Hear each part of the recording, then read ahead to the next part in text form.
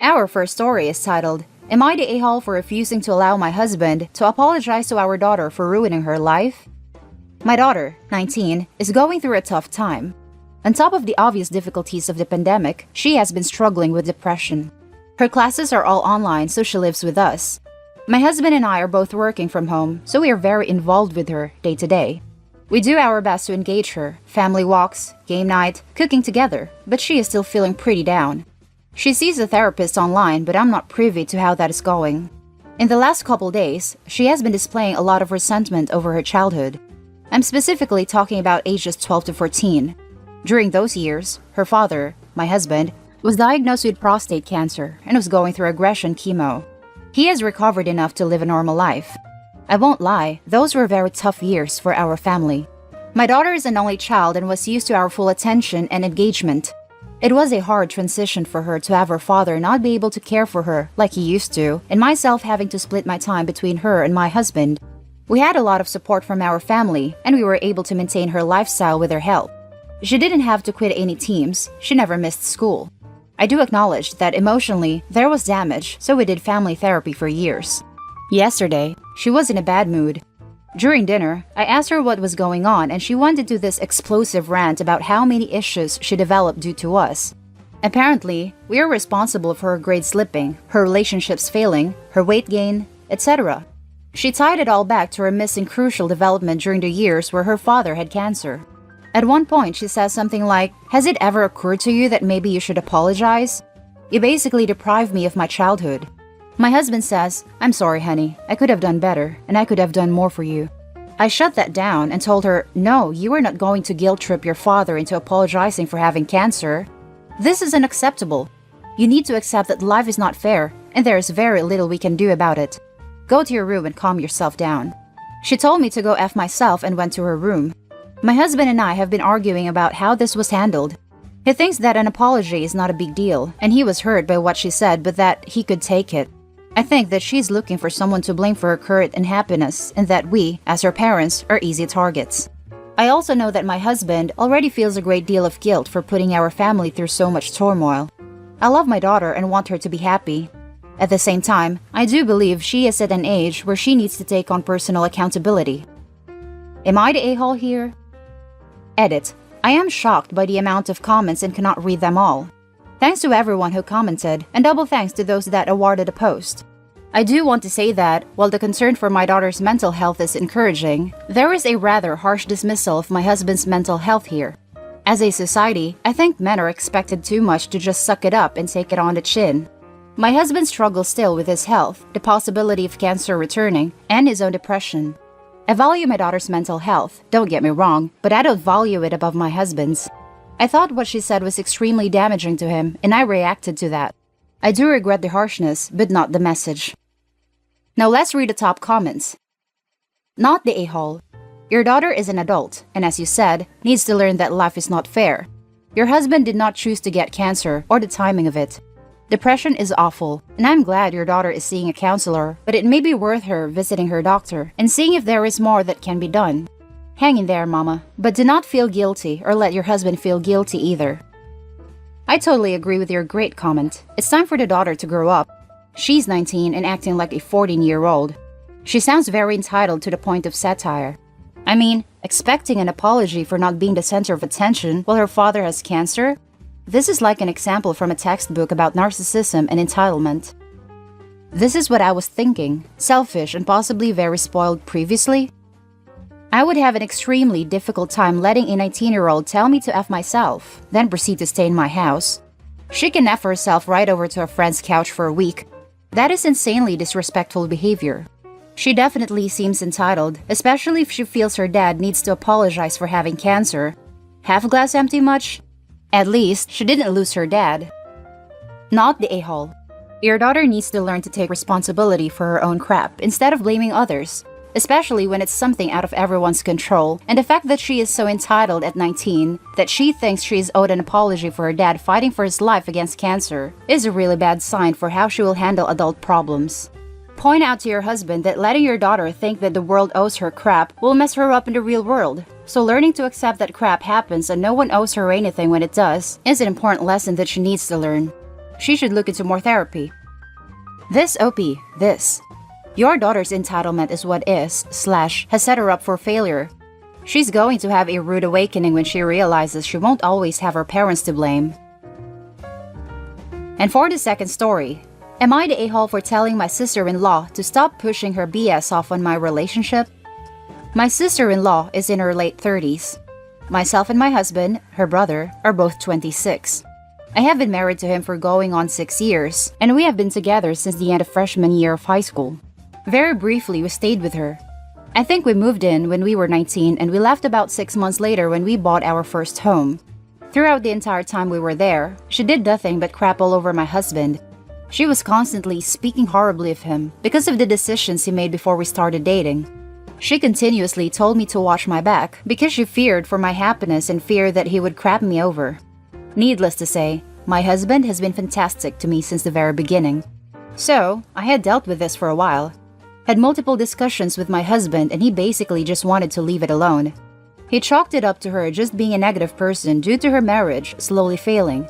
He refuses to help her with anything, but he also goes about it like she has never said anything. His way of coping, I guess. Last weekend, we were invited over for a barbecue. A few family members showed up that I had yet to meet. However, my sister-in-law at one point started bashing my husband in front of everyone the second that he walked away to go help her son with something that she refused to help him with. Her comments range from him being a terrible husband to having zero work ethic. He has been with the same company for almost 7 years.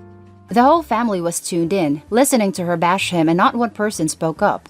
I was trying desperately to do as he wanted and just leave it alone, but her final comment of, "He will always be a nobody," really stuck a nerve.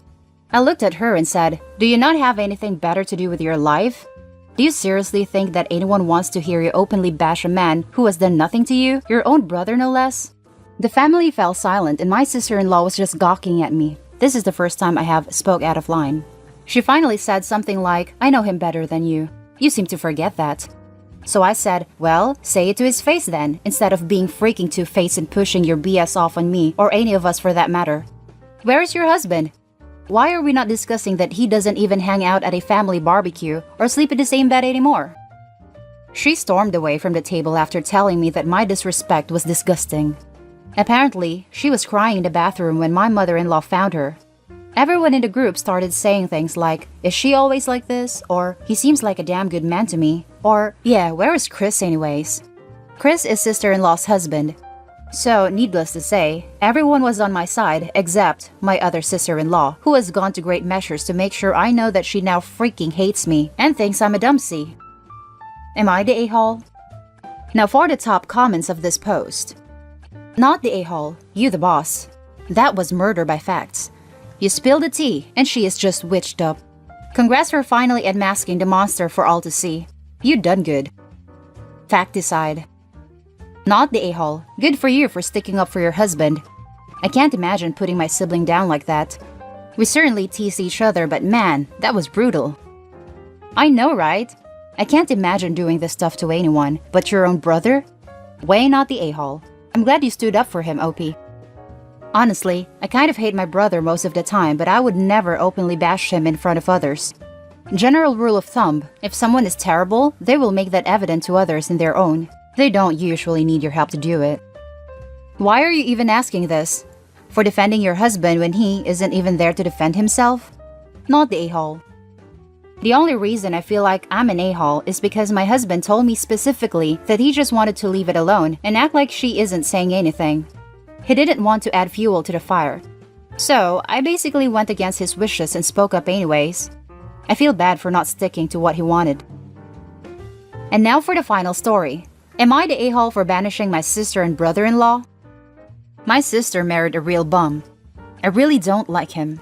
He's 6 years older than her but doesn't have a job, is dismissive to her emotions. I've witnessed this myself. Is lazy, doesn't clean, and is generally an unpleasant person for me.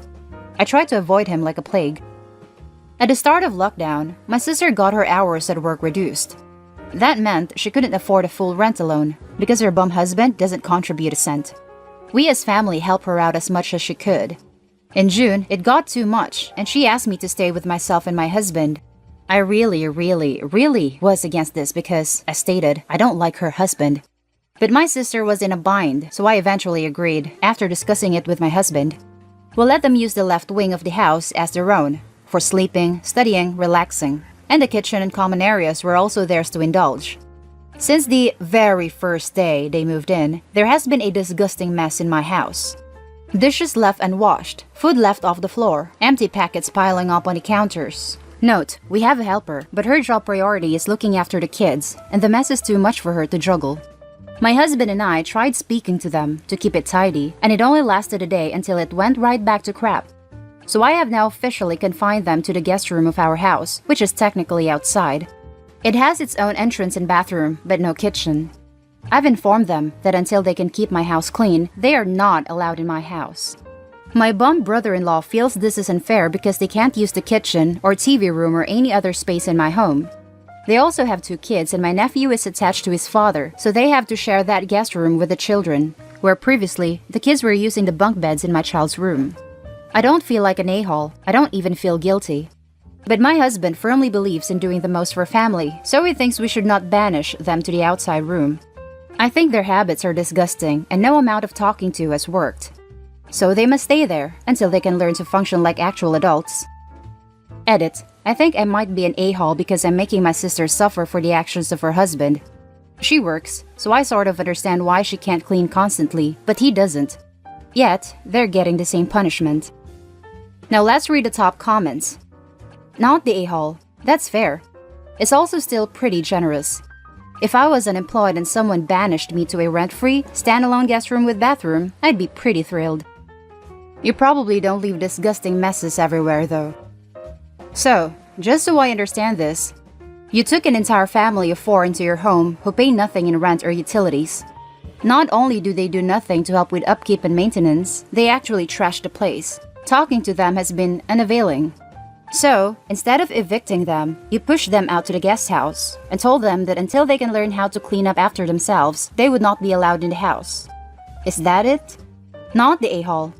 I would have evicted their ungrateful behinds and throw them out into the streets without a second thought. It is a shame about your sister. I wonder what circumstances conspired to make her think she couldn't do better than this shiftless man she married. You'd think that, since he doesn't work, would at least learn how to keep up a house. If it were me, I'd let my sister in the main house if she can be respectful of the space, and the kids if they are old enough and can understand how to keep it clean. Keep the trash husband in the yard. No change is likely from him, but you don't have to throw the rest of the family out with him. Not the a-hole. Personally, I will also look into tenants' law in your area. You don't want to be stuck with them, even with them just living in the guest room, forever. Especially that bum brother-in-law. Not the a-hole. You are now technically a landlord and they are always a-holes, but due to necessity. If you are the owner of the property, then you can designate the house rules. I would recommend a contract and rent be signed. If not, then have a 30-day notice of eviction written up and emailed to different sources for a trail. This sucks, but sometimes life is the a-hole. That's the end of the video, guys. Share us your thoughts down in the comment section. Don't forget to hit like and subscribe if you enjoy this content, and I'll see you in the next one. Stay safe.